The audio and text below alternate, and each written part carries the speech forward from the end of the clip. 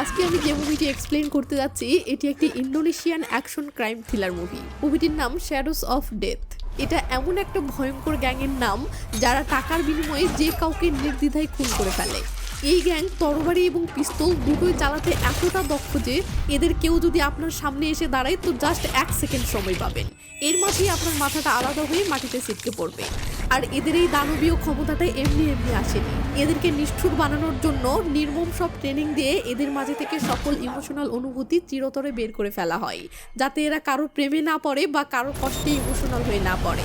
কিন্তু কিন্তু কিন্তু কেমন হবে যদি এমন ভয়ঙ্কর গ্যাংয়ের একটা মেয়ে অফিসের নিয়ম ভেঙে কারোর প্রতি ইমোশনাল হয়ে পড়ে এবং তার জন্য পুরো একটা শহরের বাঘা বাঘা সকল মাফিয়াদের সাথে টক্কর নেয়। মুভির অ্যাকশন বাপরে বাপ, অ্যাকশন সিনগুলো দেখার সময় শরীরে পুরো কাটা দিয়ে উঠবে।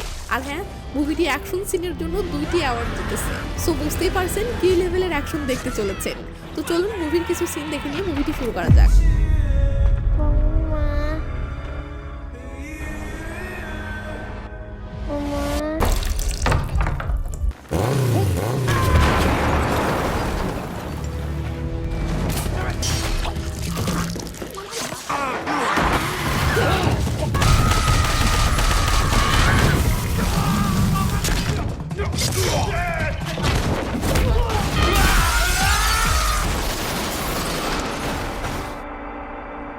মুভির শুরুতেই আমরা রাতের অন্ধকারে গহীন জঙ্গলের মাঝে একটা আস্তানা দেখতে পাই।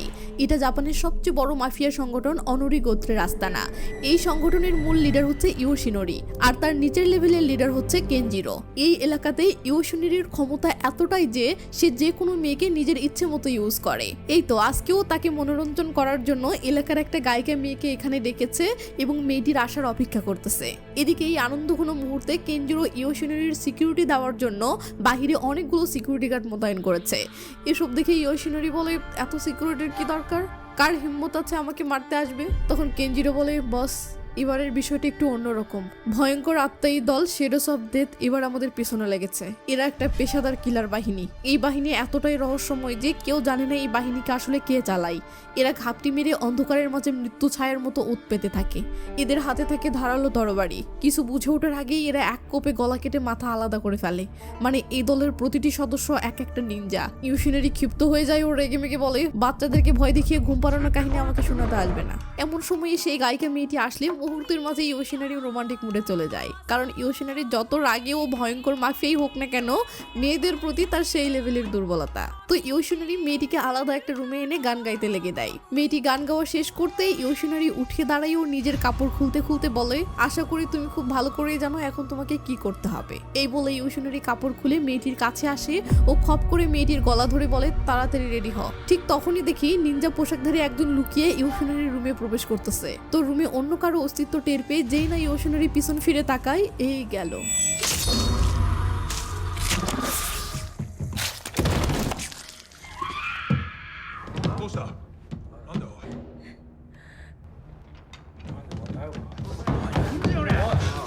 কেনজিরো গায়িকা মেয়েটিকে ধমক দিয়ে বলে, বল এটা কে করেছে? কিন্তু এই মেয়ে তো চেনে না, তাই মেয়েটি শুধু ইশারা দিয়ে পিছনে দেখায়। কেনজিরো পিছনে তাকালে দেখে সেখানে তো 4টি মূর্তি আছে। কেনজিরো বুঝে যায় এই 4টি মূর্তির মাঝেই যে কোনো একটাতে হত্যাকারী লুকিয়ে আছে।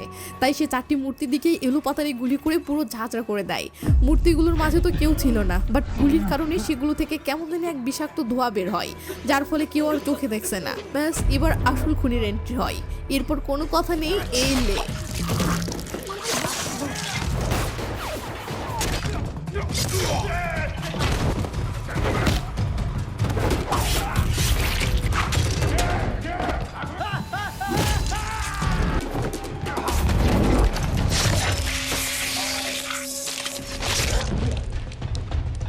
তো কিলার এভাবে রাক্ষসের মতো সবার হাত পা গলা কচু কাটার মতো কেটে কুটে একাকার করে যাচ্ছে। তাতে আমরা স্পষ্ট বুঝতে পারি এসব কিলারকে তার সংগঠন এমনভাবে ট্রেন দেয় যে এদের মাঝে বিন্দুমাত্র কোনো দয়া মায়া কাজ করে না। আর উপরমহল থেকেও এদেরকে এমন নির্দেশ দেওয়া আছে যে মিশনের সময় কারোর প্রতি বিন্দুমাত্র ইমোশনাল হওয়া যাবে না। তাই কিলারটি সেই নির্দেশ মতোই ননস্টপ কচু কাটা করে যাচ্ছিল। সব ঠিকভাবেই যাচ্ছে, বাট একটা পর্যায়ে কিলারটি যেই না কেনজিরোকে গুলি করে সেটা গিয়ে মিস্টেকলি সেই গায়িকা মেয়েটিকে লাগে। ব্যাস এটা দেখে কিলার যেই না ইমোশনাল হয়ে যায়, এই সুযোগে কেনজিরো কিলারকে ধ্যানাধ্যান গুলি করে দেয়। কিলার তখন মৃত্যুসজ্জায় লুটে পড়লে কেনজিরো এসে কিলারের ফেস থেকে মাস্কটা খুলে ফেলে ও আমরা দেখি কিলারটি আসলে একটা মেয়ে। এই মেয়েটির নাম নোমি, বাট এর সংগঠনের দেওয়া কোড নাম 13। তো হঠাৎ লাইট সব বন্ধ হয়ে যায়। কেনজিরো বুঝতে পারে এখানে আবার কারো আগমন ঘটেছে, তাই সবাই ভয়ে আলো জ্বালাতে ব্যস্ত হয়ে পড়ে। তো একটা ছেলে গ্যাস লাইট জ্বালিয়ে সামনে তাকাতেই দেখে 13-এর মতো সেম পোশাকের একজন সামনে দাঁড়িয়ে আছে। কিছু বুঝে ওঠার আগেই এলে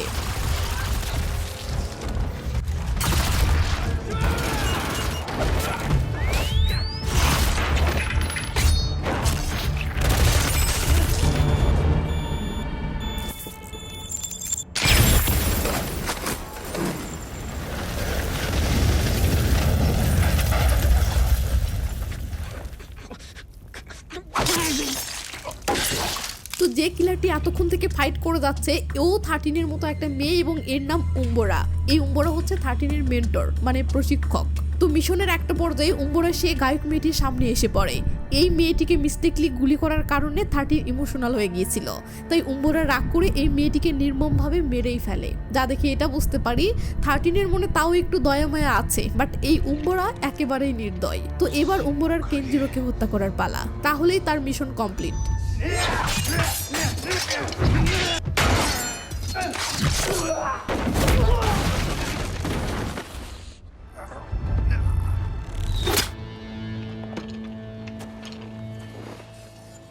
তো ফাইনালি উম্বোরা কেনজিরোকে হত্যা করতে আসলে কেনজিরো বলে, আমাদের লিডার ইয়োশিনোরিকে তো হত্যা করেছই, তাহলে কেন আমার পিছনে পড়ে আছো? উম্বোরা বলে, কারণ আমরা পুরো অনরি গ্যাংকে খতম করার কন্ট্রাক্ট পেয়েছি, আর ইয়োশিনোরির পরে তুমি হবে অনরি গ্যাংয়ের লিডার, তাই তোমাকেও খতম করতে হবে। এটা শুনে কেনজিরো রেগে মেগে তার তরোয়ার নিয়ে উঠে দাঁড়াতেই এই গেল। তো উম্বোরা 13-এর কাছে এসে 13-এর সেন্স ফেরানোর জন্য একটা ইনজেকশন ধ্যাম করে 13-এর বুকে মেরে দিলে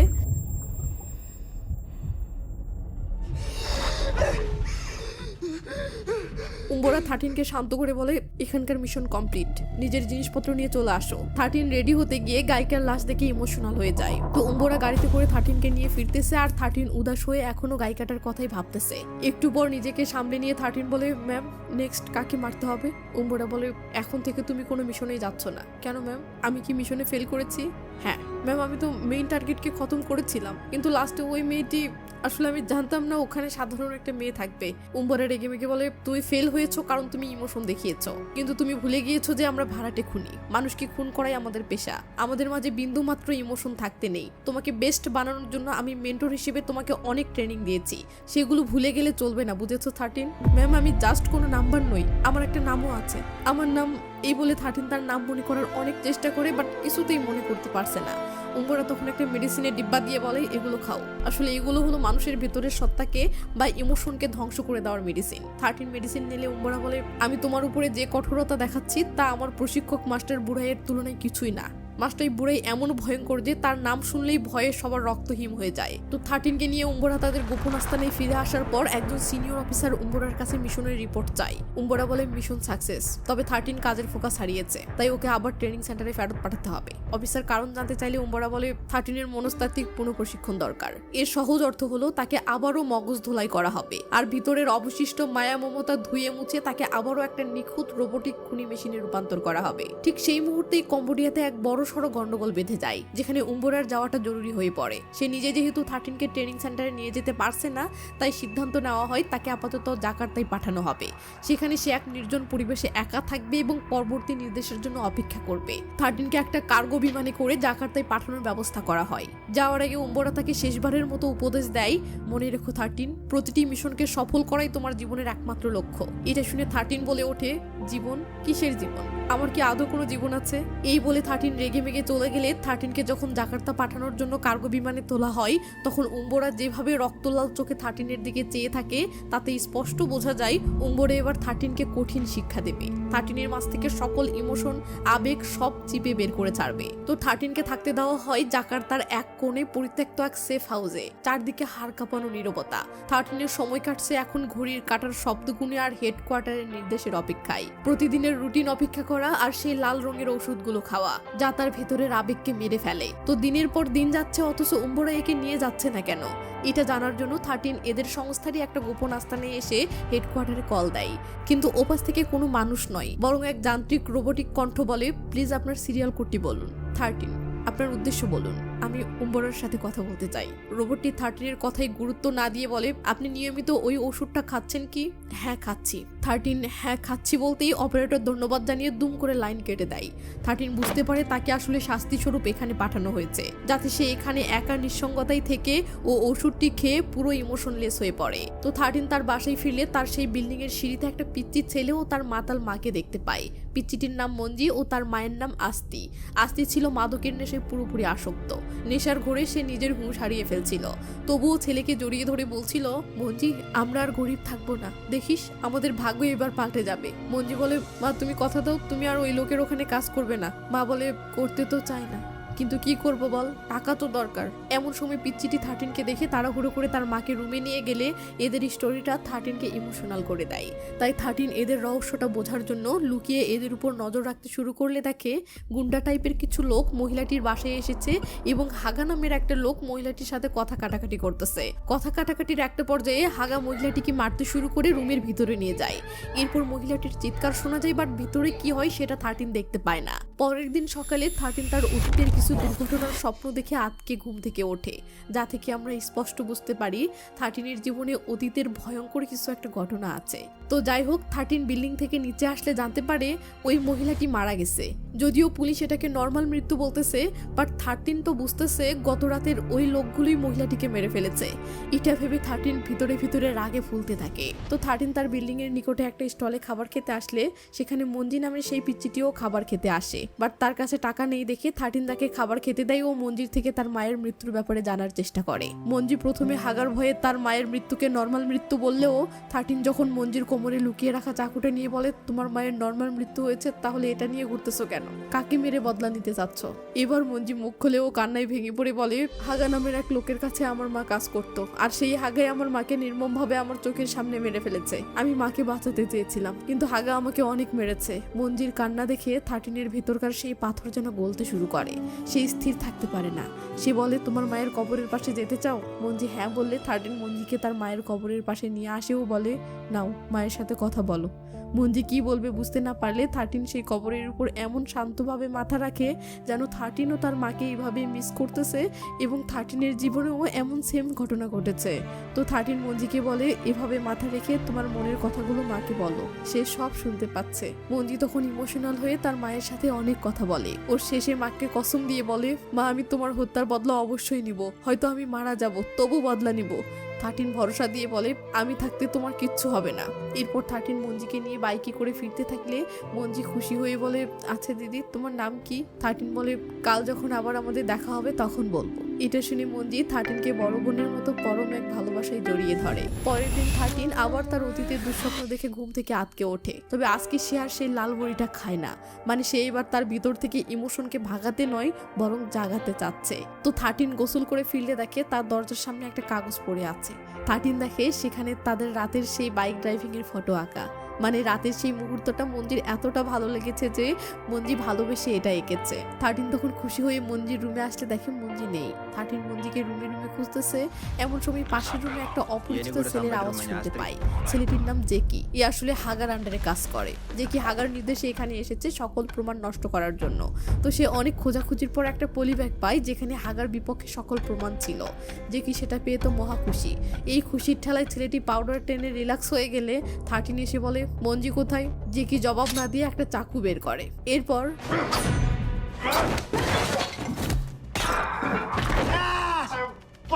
Di mana Monji? Kagak. তো 13 বলে, আমাকে হাগার কাছে নিয়ে চলো। ছেলেটি হেসে দেয় ও বলে, তোমার মাথা ঠিক আছে? হাগার কাছে যাবে মানে? 13 তখন জেকিকে আরো মারলে জেকি রাজি হয়ে যায়। তো গাড়িতে উঠে জেকি বলে, হাগার সাথে দেখা করা মানে মরণ কুয়ে ঝাঁপ দেওয়া, কারণ হাগার সাথে স্বয়ং জাকার্তার সবচেয়ে বড় রাজনীতিবিদ শোয়েব মিত্র এবং তার ছেলে আরিয়েল জড়িত। 13 বলে, হাগার সাথে মঞ্জির মা আস্তির কি সম্পর্ক? জেকি বলে, হাগা ও পুলিশ অফিসার প্রসিডিও এরা দুজনে একজোট। এরা নানা মেয়েদেরকে তুলে এনে জোর জবরদস্তি করে, আর এই কাজে এদের সাথে আরেকজন আছে, সেটা স্বয়ং রাজনীতিবিদ শোয়েব মিত্রের ছেলে আরিয়েল। এরা ছোটবেলা থেকে একসাথেই বড় হয়েছে এবং সকল খারাপ কাজ এরা একসাথেই করে। আর যে মেয়ে এদের বিরুদ্ধে দাঁড়ায় এরা সেই মেয়েকেই এভাবে শেষ করে দেয়। 13 বলে পুলিশ ফোর্স এদের বিরুদ্ধে কিছু করে না? যে কি হেসে দিয়ে বলে পুলিশ তো এদের পকেটেই। 13 বলে আমরা তাহলে এখন কোথায় যাচ্ছি? যে কি বলে হাগা ও তার যমজ বোন সুরিয়ার কাছে। তো যে কি 13কে একটা বারে নিয়ে আসে যেখানে হাগা আছে। 13 আশেপাশে শুধু মঞ্জিকে খোঁজার চেষ্টা করে। যে কি বলে আচ্ছা তুমি হাগার কাছে গিয়ে কি জিজ্ঞেস করবে? জিজ্ঞেস করবো মঞ্জি কোথায়। কি তোমার মাথা ঠিক আছে? তো এমন সময় হাগার বোন সুরিয়া জেকির দিকে তাকালে যে কি বলে হাগার জন্য মেয়ে এনেছি। এটা শুনে সুরিয়া 13কে সিকিউরিটি রুমে বা ক্যামেরা কন্ট্রোল রুমে নিয়ে এসে পুরো শরীর নিচ থেকে উপর পর্যন্ত চেক করেও বলে তোর নাম কি?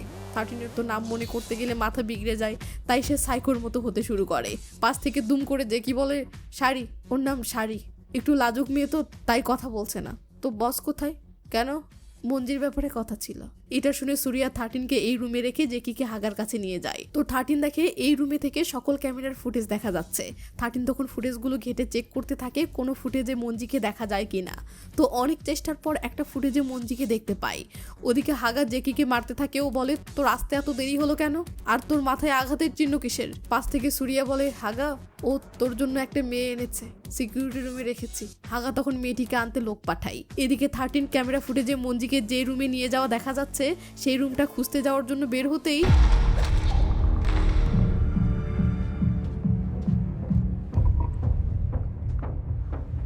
তো 13 হাগার মুখোমুখি হয়ে রেগে মেগে বলে মঞ্জি কোথায়? তখন হাগা একটা ইনজেকশন নিয়ে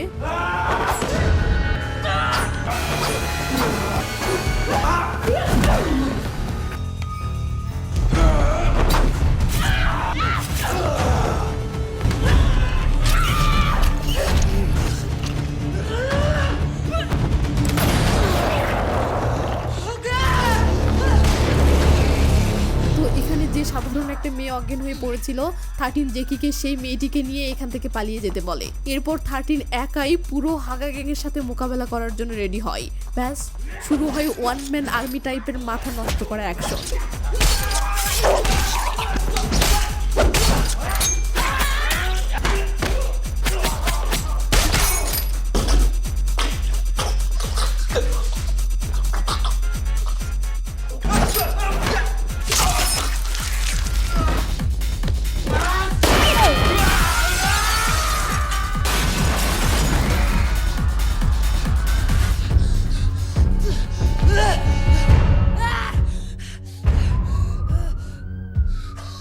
জেকি চিল্লিয়ে 13কে বলে ওই মেয়ে তাড়াতাড়ি পালা, পুলিশ এসেছে।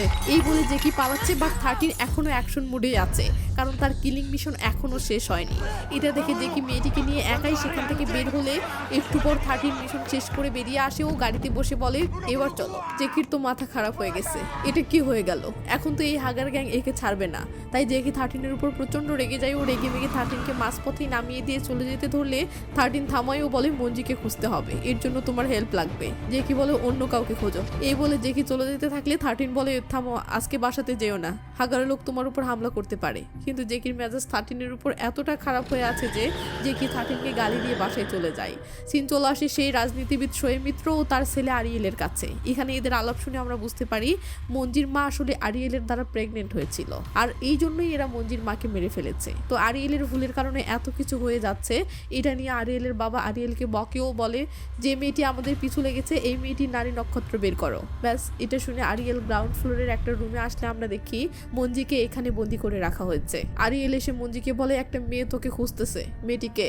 মঞ্জি জবাব না দিয়ে বরং আরিয়েলের মুখে থুতু দিলে আরিয়েল রেগে মেগে একটা মাস্ক পরে মঞ্জিকে মারতে শুরু করে। সিন 13 কাছে আসলে দেখি সে মেঝেতে সাইকোর মতো শুয়ে আছে ও তার লাল বড়িগুলো মেঝেতে ছড়িয়ে ছিটিয়ে আছে। রাগে মঞ্জির গা ছটফট করতেছে, বাট মঞ্জি নিজেকে সামলে রাখার প্রচুর চেষ্টা করে যাচ্ছে, কিন্তু মঞ্জি আর নিজেকে সামলে রাখতে পারে না। সে রেগে মেগে এই রাতের বেলাতেই বাইক নিয়ে তার গোপন স্থানে আসে ও সেখান থেকে গোপন ভল্ট থেকে ইমার্জেন্সি পিস্তলটা নিয়ে নেয়। অফিস থেকে নির্দেশ ছিল এটা কেবল অফিসিয়াল কাজে ইমার্জেন্সি মুহূর্তেই নেওয়া হবে, কিন্তু আমরা বুঝতে পারি 13 এটা আনঅফিসিয়াল কাজে ইউজ করতে যাচ্ছে। বাট প্রশ্ন হলো 13 এটা কেন নিল? সিন তখন জেকির কাছে আসলে দেখি হাগার গুন্ডারা অলরেডি জেকির বাসাতে চলে এসেছে, আর এমনটা যে হবে এটাই 13 আন্দাজ পেয়েছে। তো হাগার ফ্রেন্ড পুলিশ অফিসার প্রসিটিও জেকির দিকে বন্দুক তাক করে বলে শালা তুই আমাদের লোক হয়ে আমাদের পিছনে লেগেছিস, এত বড় সাহস তোর কি করে হলো? বল ওই মেয়েটিকে। যে কি হাউমাউ করে কাঁদতে থাকেও বলে ভাই সত্যি বলছে আমি মেয়েটিকে চিনি না, ওর সাথে আমার কোনো সম্পর্কও নেই। কিন্তু না, প্রসিডিও বিশ্বাস করছে না।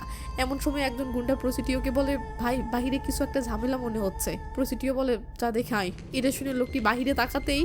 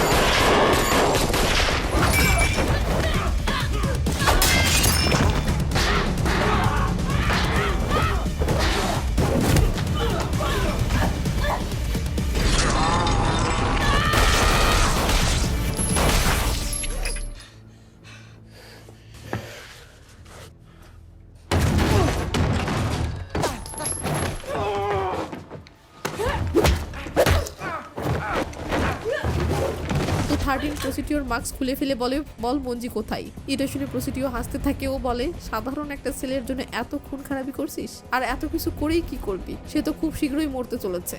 এটা শুনে 13 রেগে মেগে প্রসিডিওর গলা টিপে ধরলে পিছন থেকে জেকি এসে 13কে হামলা করে। জেকি আসলে নিজের জানটা বাঁচানোর জন্য প্রসিডিওর পক্ষ নিচ্ছে।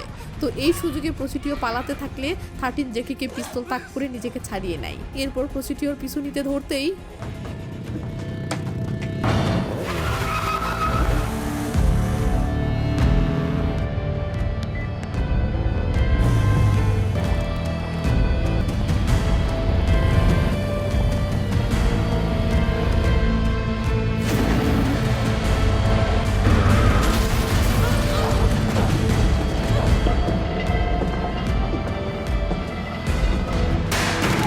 আরিয়েল 13-এর মাথায় ধ্যাম করে একটা মেরে দিলে 13 লুটে পড়ে যায়। প্রসিডিও এসে 13-কে জানে মেরে ফেলতে নিলে আরিয়েল বলে না, এখনই না, ড্যাডিকে আগে জানাতে হবে। এই বলে আরিয়েল তার বাবাকে ফোন করতে সাইডে গেলে প্রসিডিও 13-এর কানের কাছে এসে হিংস্র স্বরে বলে আমি তোকেও মঞ্জিকে এমন কষ্ট দিয়ে মারবো তোর।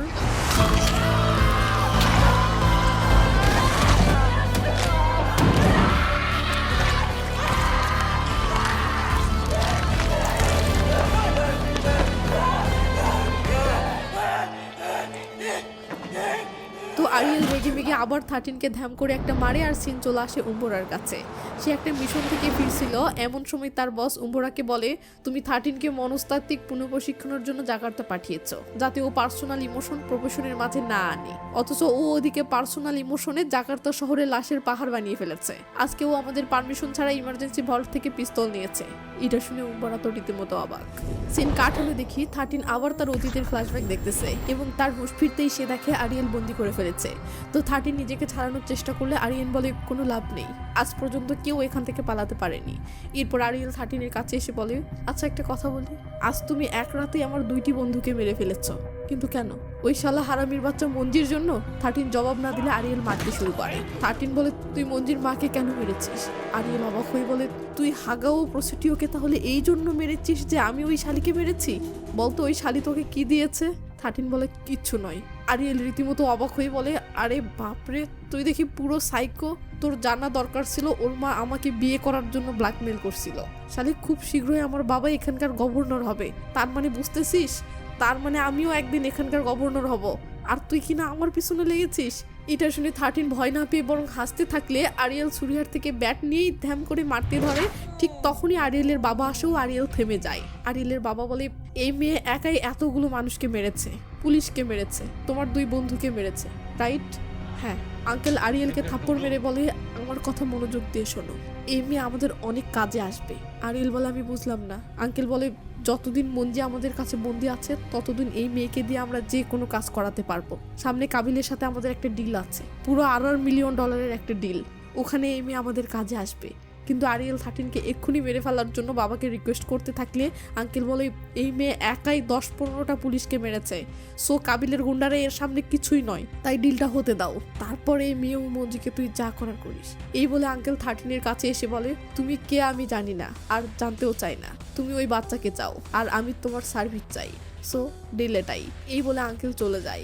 একটু পর জেকির মাধ্যমে মঞ্জিকে 13 সামনে আনা হয়। আমরা দেখি এরা মঞ্জিকে মেরে প্রায় আধমরা করে ফেলেছে। 13 মৃতপ্রায় মঞ্জিকে দেখে পাগল প্রায় হয়ে যায়।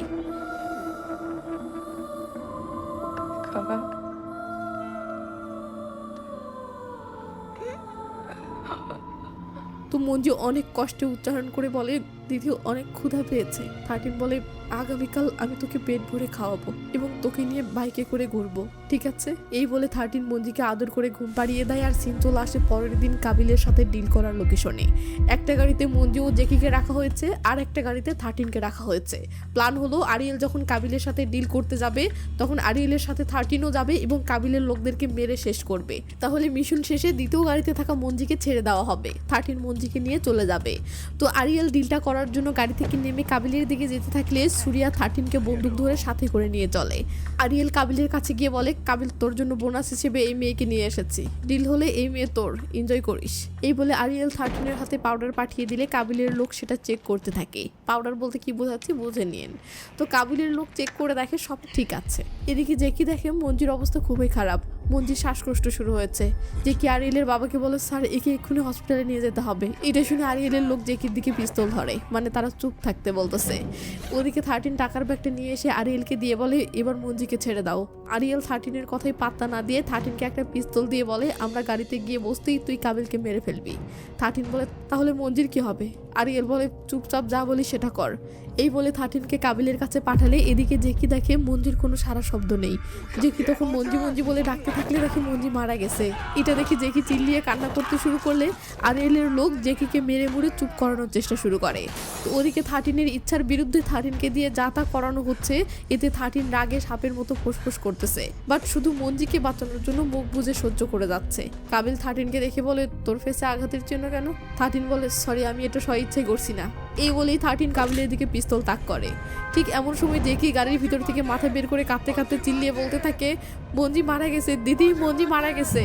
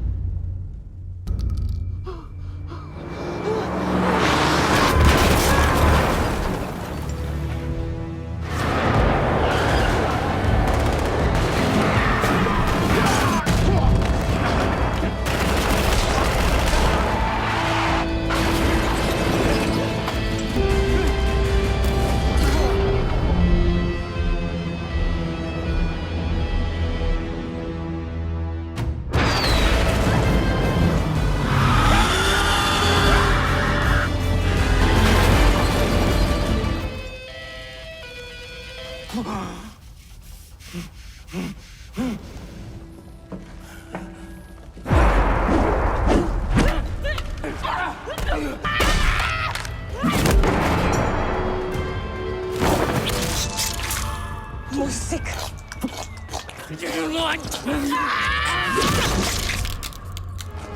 তো 13 এমন রাক্ষসী রাগ আর হিংস্র জানোয়ারের মতো সবাইকে চিড়ে চুড়ে শেষ করা দেখে সুরিয়া 13 দিকে বন্দুক তাক করে চিৎকার করে বলে শালিদ তুই আসলে কে, জবাব দে। এই বলে 13 দিকে একটা মিস ফায়ার করলে যে কি গাড়ি দিয়ে ধ্যান করে সুরিয়াকে মেরে দেয় ও ইশারায় 13কে বলে আসো দিদি, গাড়িতে ওঠো। 13 গাড়িতে উঠলে গাড়ি চলতে শুরু করে। সিন গাড়ির ভিতরে আসলে দেখি 13 মৃত মঞ্জুকে তার কোলে শুয়ে নিয়ে মাথায় আদর করে দিচ্ছে ও মায়াবী এক নজরে মঞ্জিকে এমনভাবে চেয়ে চেয়ে দেখতেছে যেন একজন বোন তার মৃত ভাইকে দেখতেছে। যে কি বলে, মন খারাপ করো না দিদি, তুমি তো মঞ্জিকে বাঁচানোর যথেষ্ট চেষ্টা করেছো। বাই দ্য ওয়ে, তোমার নাম কি দিদি? 13। নামটা তোমার আজব লাগে না? অন্তত 007 রাখলেও কিছুটা ভালো লাগতো। এটা শুনে 13-এর ফেসে কিছুটা হাসি চলে আসে। আর এই সিচুয়েশনে 13কে হাসাতে পেরে জেকি ভীষণ খুশি হয়ে যায়। এবার জেকির হাসি মাখা মুখটা 13 পরম এক ভালোবাসায় চেয়ে চেয়ে দেখতে থাকে। হয়তো 13 ভাবতেছে এক ভাইকে হারালো আরেক ভাইকে পেয়েছে। তো এই ইমোশনাল মুহূর্তে হঠাৎ 13 কেন জানি জেকি বলে চিল্লিয়ে ওঠে। জেকি কিছু বুঝে ওঠার আগেই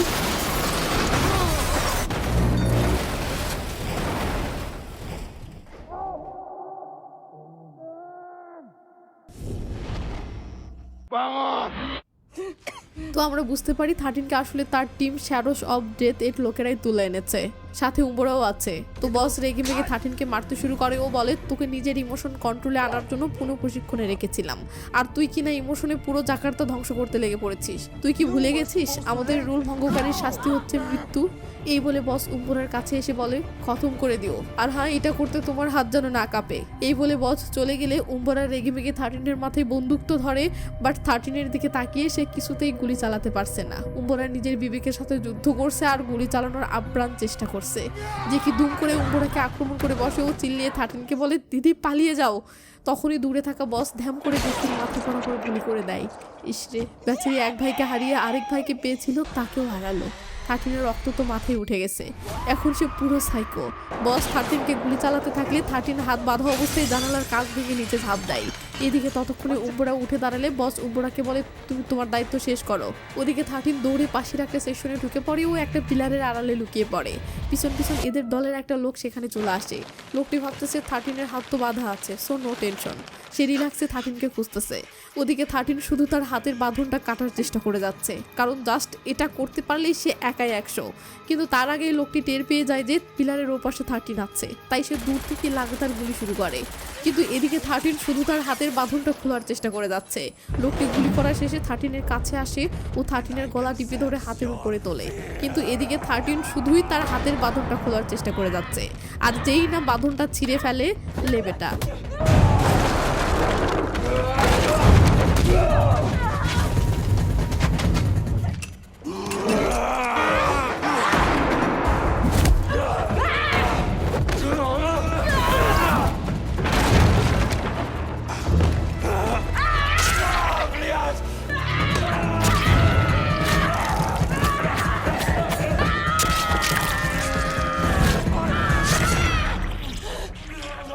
তো উম্বরা এসেই 13কে টার্গেট করে গুলি শুরু করলে 13 দৌড়ে একটা আড়ালে এসে দাঁড়ায়। উম্বরা বন্দুক তাক করে 13কে খুঁজতে খুঁজতে একটা সেকশনের ভিতরে আওয়াজ শুনতে পেলে পর্দাটা সরিয়ে ভিতরে ঢুকতেই দেখে 13 সিলিন্ডার পোজে 2 হাত তুলে দাঁড়িয়ে আছে। এটা দেখে উম্বরা বন্দুক নামিয়ে বলে, 13 কেন তুমি এসব করছো? 13 বলে, আমি জানি না। এটা শুনে উম্বরা রেগে মেগে বলে, বেকুব মেয়ে। 13 বলে, সেটা আমি জানি। এটা শুনে উম্বরা রেগে মেগে বন্দুক তাক করতেই এলে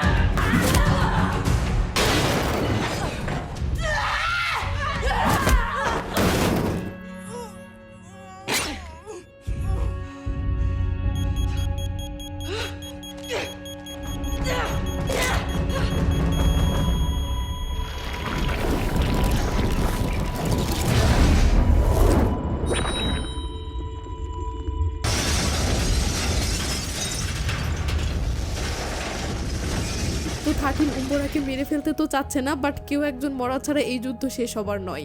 তাই 13 উম্বরাকে মারতে যাবে, তখন উম্বরা ইমোশনাল হয়ে বলে, আমি তোমাকে ট্রেনিং দিয়েছিলাম। 13 ক্ষিপ্ত হয়ে বলে, এই দিন আমাদেরকে কেনই বা দেখতে হলো, বলো আমাকে। উম্বরা বলে কারণ আমাদের জগৎটা এভাবেই চলে।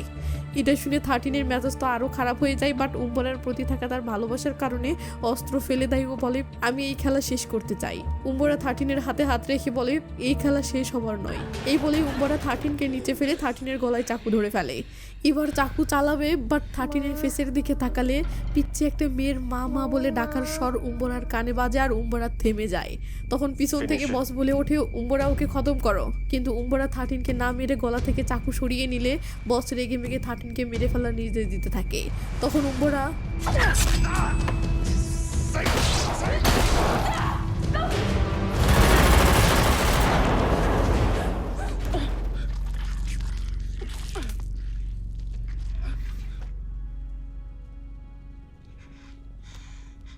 তো উম্বরার মৃত্যু সজ্জায় 13-কে শেষ কি যেন একটা বাক্য বলার অনেক চেষ্টা করছে। অনেক কষ্টে বলে ওঠে তোমার নাম 13 নয়। এই বলে 13-কে মায়ের মতো আদর করতে থাকে আর সিন ফার্মেকে নিয়ে গিয়ে দেখানো হয় বহু বছর আগে 13 তখন ছোট ছিল। উম্বরা একটা কিলিং মিশনে গেলে সেখানে মিশনের মাঝে উম্বরার হাতে একটা নিরীহ মেয়ে মারা যায়। সে আর কেউ নয় 13-এর মা। চোখের সামনে মাকে মরতে দেখে 13 মা মা বলে চিৎকার করতে থাকে আর 13-এর মা মরার সময় নমি নমি বলে ডাকতে থাকে, মানে 13-এর আসল নামটা নমি।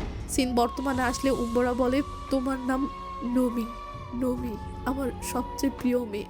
এই বলে উম্বরা শেষ নিঃশ্বাস ত্যাগ করলে 13 উম্বরাকে জড়িয়ে ধরে ও ফ্ল্যাশব্যাকে দেখানো হয় ছোট্ট নমি যখন মাকে হারিয়ে অসহায়ের মতো কাঁদছিল, তখন উম্বরাও নমিকে নিজের মেয়ে হিসেবে এভাবেই বুকে আগলে রেখে নিয়েছিল।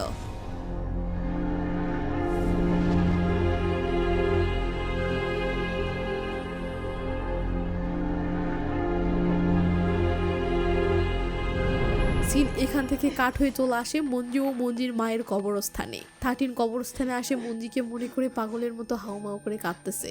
এমন সময় সেখানে অস্ত্র হাতে 2টা ছেলে ও একটা মেয়ে আসে। মেয়েটি এসেই 13-এর দিকে এলোপাতারে গুলি শুরু করে ও 13-এর কাছে এসে মাথায় পিস্তল ধরে বলে হাই আমি 14 নামটা আমার একদম পছন্দ না, আমার 13 নামটা চাই, কিন্তু 13 নামটা নিতে গেলে তো তোমাকে মেরে ফেলতে হবে। এই বলে মেয়েটি 13-কে গুলি করতে যাবে, তার আগে কে যেন 14-কেই আক্রমণ করে বসে। মেয়েটি সামলাতে না পেরে পালিয়ে যায় ও যেতে যেতে শয়তানি হাসি দিয়ে বলে খুব শীঘ্রই আবার দেখা হবে। তখন যে লোকটি 13-কে বাঁচালো সেই লোকটি বলে এটা তো কেবল শুরু, এখন ধীরে ধীরে সবাই তোমার জান নিতে মরিয়া হয়ে উঠবে। 13 বলে তুমি কে?